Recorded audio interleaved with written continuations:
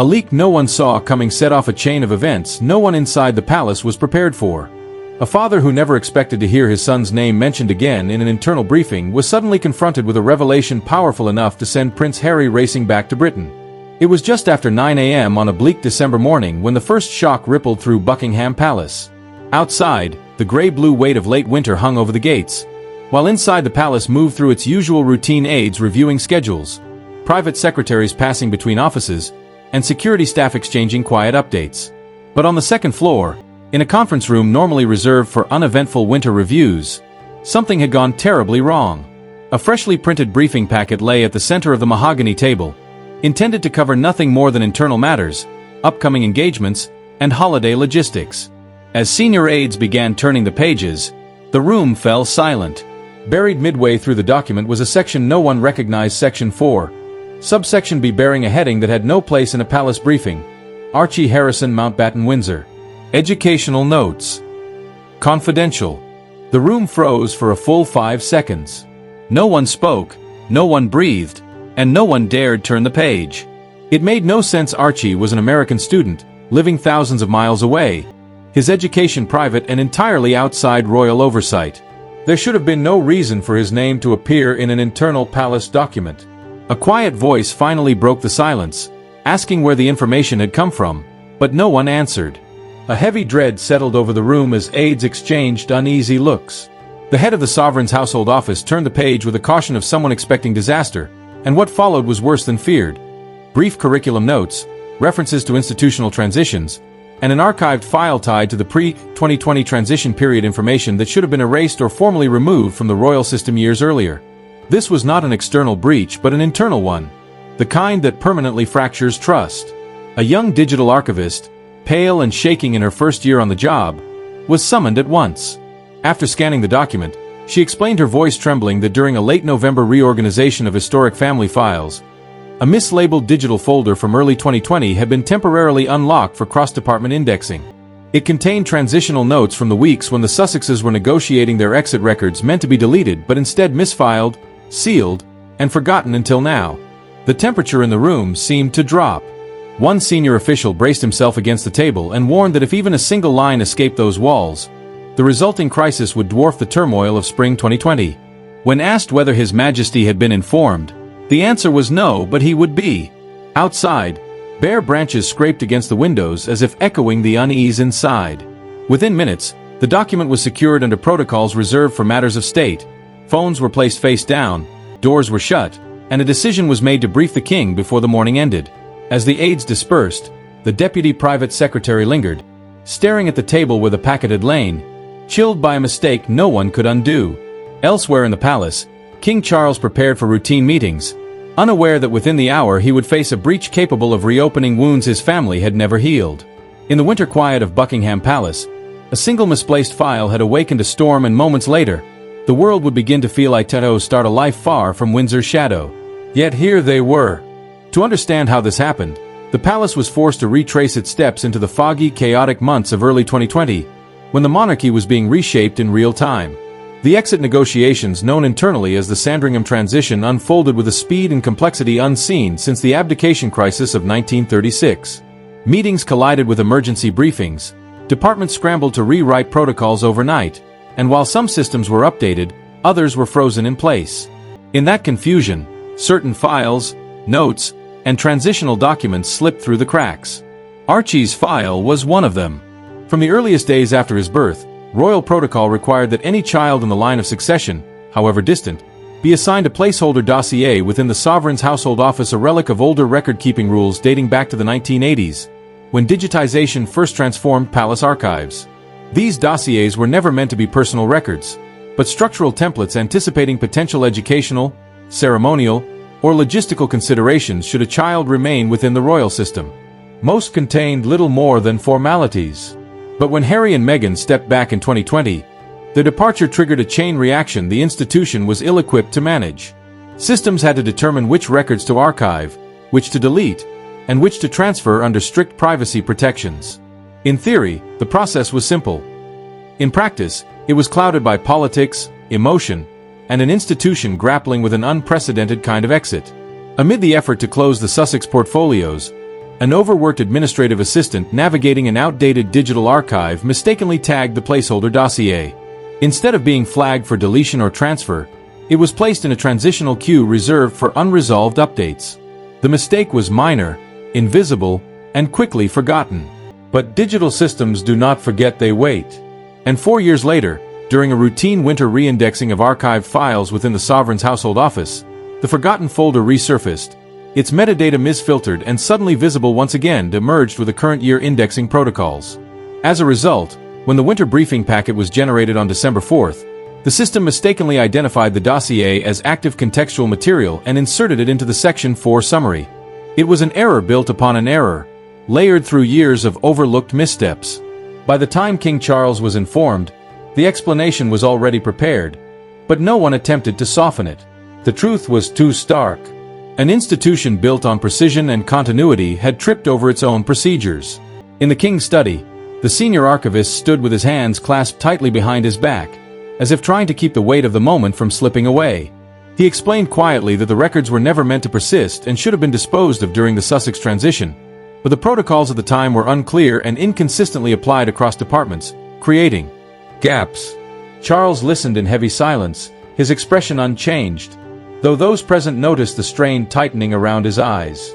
After a year spent navigating scandal, restructuring, and internal fractures, being confronted with a lapse involving his grandson, one that could be perceived as intrusion or carelessness, was almost too much to absorb. When Charles asked how sensitive the material was, the archivist hesitated before answering that it was minimal, notes only. But the king cut him off, acknowledging that the implication itself was catastrophic. The issue was no longer what the file contained, but that it existed at all. In California, Harry had spent years building a life defined by firm boundaries, carefully and deliberately constructed to protect his family from the institution he left behind. Every interview, legal filing, and decision since stepping back had been guided by that goal. Now the palace had to confront a painful truth. Traces of his son remained within the system, not through malice, but through bureaucratic neglect. In a family already marked by deep wounds, neglect could cut just as sharply as intent. By noon, an internal response had been drafted, but no explanation, apology, or procedural justification could erase the fact that a document bearing Archie's name had circulated among 10 people inside the Crown's administrative corps, 10 people too many. Somewhere thousands of miles away, a father was about to learn that the institution he had walked away from had never fully walked away from his child. The palace had hoped to contain the breach, believing it could be handled quietly within the frost-rimmed corridors of Buckingham Palace and absorbed internally before dawn. But in institutions this old, silence is fragile, and on that December morning it shattered with startling speed. The chain began with a single internal alert sent from the sovereign's household office to a senior aide at Kensington Palace. An encrypted message that should never have left secure channels. Rushing between meetings, the aide forwarded it to a secondary inbox overseen by a junior staff member. A small human error with enormous consequences. For nearly 20 minutes, a redacted header referencing Archie Harrison Mountbatten Windsor educational notes sat exposed beyond the palace firewall. That window was enough. It was seen not by the press directly, but by an internal contractor connected to a media researcher, and the damage was set in motion. By early afternoon, a journalist at a mid-tier British outlet known for sensing palace tension received a tip, not a document, just a whisper. An internal briefing mentioning Archie's schooling. By late afternoon, newsrooms were buzzing, editors weighing legal risk against irresistible momentum. The first headline appeared cautiously worded, vague enough to spread unchecked, and within minutes larger tabloids sharpened the angle. Questions multiplied rapidly. Why did the palace have this information? Had privacy been breached? And were royal systems still tracking Harry's child?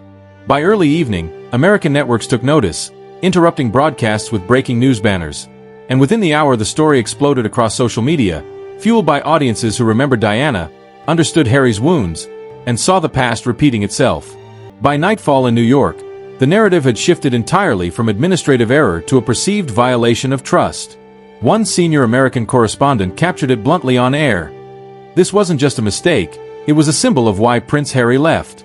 Back in London, palace staff felt the walls closing in as phones lit up, statements were drafted and discarded, and communications teams raced to contain a story that was already escaping their control, knowing that once the American framing took hold, Britain would follow and the crisis would grow far beyond a single misplaced file. Commentators in the United Kingdom were openly debating whether the palace had knowingly retained information about Harry's children. Some spoke in measured tones, others with unmistakable outrage. But the consensus was clear. The monarchy appeared careless, outdated, and dangerously out of touch. Across the Atlantic, Meghan's name began trending in the United States, followed quickly by Harry's and then Archie's. Even late-night hosts weighed in, one remarking with quiet disbelief, "How does a palace lose track of a file about a child who doesn't even live there?" By 10 a.m. London time, the story had reached the one place the palace feared most: California. A single headline flashed across Harry and Meghan's phones within 20 minutes of each other. Palace leak may involve Archie's school records. The world had broken the news before the monarchy had time to react. In Buckingham Palace, the winter night deepened. Lights burned past midnight in offices where aides moved with tense, deliberate silence. The king had been briefed, William informed, and alerted, and the legal office was drafting emergency language. But across the ocean, in a quiet Montecito home, a father stared at a glowing screen with a look the world had not seen in years, a look that meant he was no longer staying put. The moment Archie's name entered the palace again, even by accident, the story became personal, and Harry was ready to act. The call that sent Harry back to Britain arrived just before dawn in Montecito, while the house was still wrapped in the muted pre-morning quiet. The ocean outside was a dark, restless blur, and the California air carried a chill that felt strangely out of season. Harry had been awake for hours, a habit revived from years of military training, stirred now by the constant tug of unfinished tension. He had seen the headlines the previous night but went to bed, hoping the storm would subside by morning. It hadn't. His phone buzzed twice, displaying a number he recognized instantly: London, a private line, a palace code reserved for moments of undeniable urgency. He answered before the second ring finished. There was no ceremony in the voice that greeted him, no buffer of protocol, just a senior aide speaking quietly, cautiously, as if each word might set something fragile off. "Sir, there has been an internal briefing error. You may already be aware, but His Majesty felt you should hear the details directly before the media cycle intensifies." Harry didn't respond immediately. A familiar tightness unfurled in his chest, the same one he had felt during years torn between duty and resentment. Stepping into the hallway away from the bedroom where Meghan still slept, away from the soft hum of the heaters, he said simply, "Tell me." The aide took a breath. A transitional file from early 2020 resurfaced during winter indexing. It included notes related to Archie's early educational planning. It was never intended to remain in the system, and paused as she took in the papers spread across the desk. "It's worse than we thought," she said softly, almost to herself, her eyes scanning the internal summary. William looked up, meeting her gaze. The weight of the moment reflected in both their expressions. Archie's name had appeared in a document that should have been erased years ago. Yet here it was, igniting scrutiny across continents and reopening old wounds. Somewhere thousands of miles away, Harry had heard enough. The file should have been destroyed. Of all the explanations he had anticipated, this one somehow felt heavier. "So the palace never let go," he said quietly, the words carrying the ache of disbelief. "Even after I walked away, it was an error," the aide replied, voice taut, a procedural oversight, not intentional, but because it appeared in an internal summary, it circulated to several departments. Harry's chest tightened. "How many?" "10, the aide said. 10 potential cracks in a structure that once held every detail of his life without question." "What else was in the file?" he asked. "Minimal content," came the reply, "but the implication is already being distorted online. The US media frames it as deliberate." Harry inhaled, absorbing the reality. "And what does the palace intend to do?" The aide paused, and in that silence, the truth hung heavier than any answer. "We are preparing a clarification. But His Majesty believes this conversation cannot wait. He wishes to see you privately." The weight of the moment hit Harry like a shifting ground, not anger, not panic, but a quiet instinct long ignored. "Does William know?" he asked. "Yes, sir. The Prince of Wales was informed last night." "That of course he was," Harry murmured. The palace hierarchy had not changed, even if he had stepped away. Hanging up, he lingered in the dim hallway, letting the silence settle, before moving into the kitchen where the first light of dawn brushed the floor. Meghan entered moments later, sensing everything without asking. "It's real," she whispered. Harry nodded. "It's worse than the headlines. And my father wants to meet." Meghan looked away, torn between fear and fury. They touched Archie's information. Harry, even if by accident. That's a line you said they couldn't cross. He exhaled slowly. I know. And you're going back, she said softly. Not a question, but a statement. Yes, he replied. I have to. This isn't about the monarchy anymore, or duty, or titles, or tabloids. It's about a child whose name was spoken in a room he should never be connected to again. By midday, discreet arrangements were underway. A single seat booked through diplomatic channels. No entourage. No press, just a father returning to confront the institution that had failed him once and now brushed too close to his son. By nightfall, Prince Harry was aboard a flight bound for Britain, carrying with him a storm the palace was not prepared to face. By the time his flight crossed into UK airspace, the atmosphere inside Kensington Palace had shifted from quiet unease to brittle, icy vigilance. Dawn had yet to break, and the estate lay under a thin veil of frost that muted sound and made every step feel heavier. William had been briefed hours earlier, standing in his private study, winter darkness pressing against the tall windows. A single lamp cast a muted glow over freshly printed reports, digital sentiment analyses, risk projections, and the internal summary that had sparked the storm. Archie's name, printed once, referenced twice, was enough to ignite an international firestorm. William set the papers down, pinching the bridge of his nose, as if the gesture might absorb some of the magnitude. He knew Harry would come, and he knew the breach, accidental or not, had crossed a line that should never have been touched. What troubled him most was not Harry's anger, but his urgency. This was no longer a call for explanation, it was a demand for the truth. Catherine entered quietly, a habit reserved for moments when formality felt unnecessary. She wore a thick winter cardigan, her hair pulled back loosely, and her gaze immediately fell on the report spread across William's desk. It's worse than we thought, she murmured, almost to herself. The internal summary, a seemingly small error, had morphed into a crisis that now threatened to ripple through the palace, reopening wounds that had long been buried. Her expression was composed, yet heavy with something quieter. Is it confirmed? She asked. William nodded. He's already in the air. Catherine exhaled softly, her breath catching in the lamplight as if the air itself carried weight this morning. She stepped closer, eyes scanning the papers on the desk. This should never have resurfaced, she said. The timing alone, it feels cruel, William agreed, staring again at the careless indexing error that had reignited a narrative they had spent years trying to close.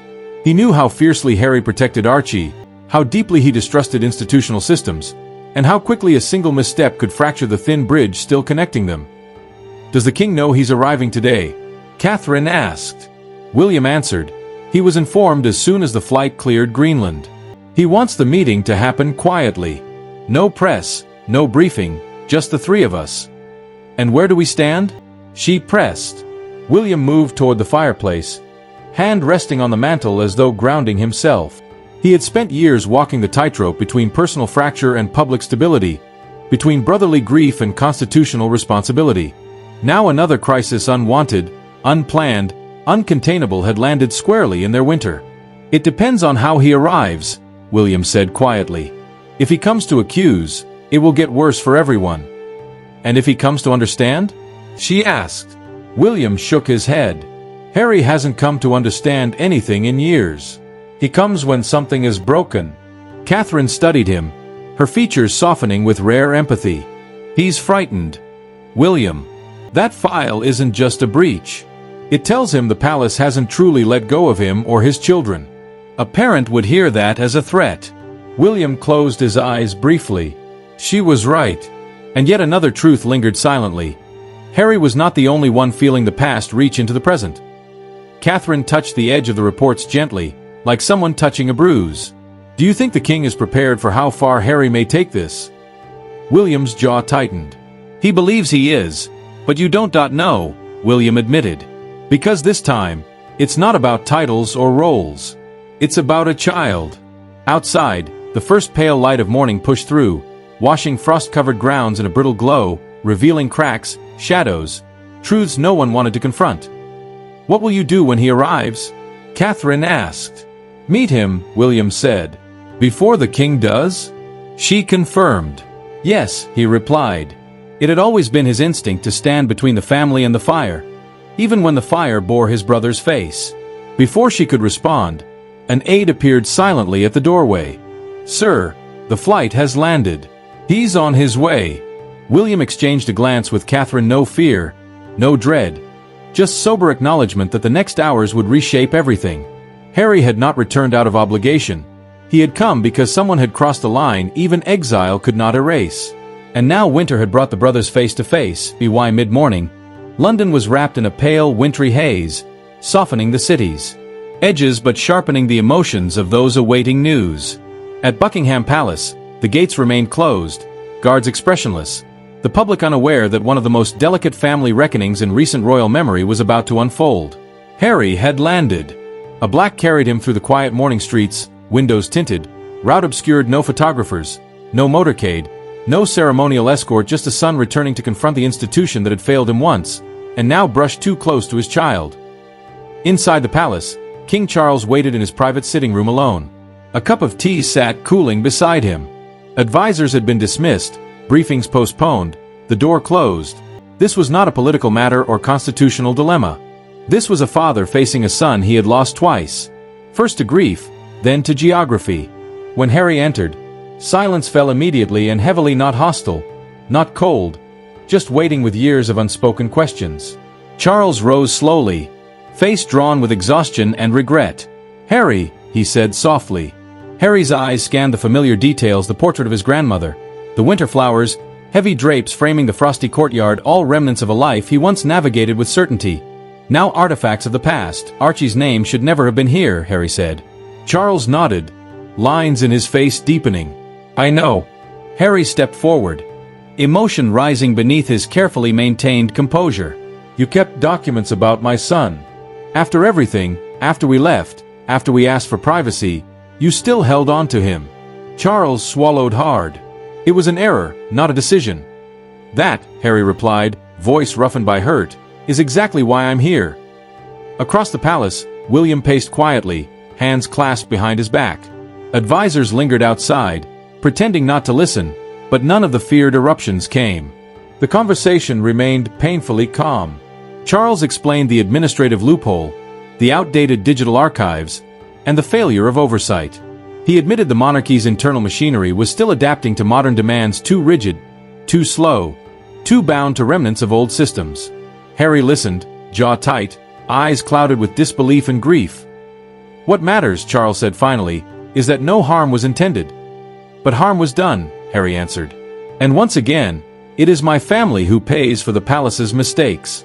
The words lingered, not accusation, but truth. In another room, William exhaled quietly, recognizing a tone he knew well. The wound had gone beyond anger, into something dangerously close to resignation. For a long moment, neither father nor son spoke. Then Charles asked, "What do you need, Harry?" Harry didn't hesitate. "A guarantee that nothing with my children's names will ever sit inside these walls again. Not in a file, not in a briefing, not in a misplaced archive." Charles nodded slowly, the weight of the promise settling onto his shoulders like another winter cloak. "You have my word." Harry's expression didn't soften, but something inside him steadied a quiet recognition that the answer, though imperfect, was something. When he finally left the room, William stepped into the hallway. Their eyes met. Not reconciliation, not forgiveness, just acknowledgement that the story between them was not finished. Outside, the palace grounds shimmered under a thin layer of frost. A father had explained, a son had demanded, and a family fractured by geography and grief had taken one more impossible step toward their next chapter. Somewhere in the quiet of that winter morning, Britain exhaled, knowing that even in the world's most public family, the deepest battles are always fought in private.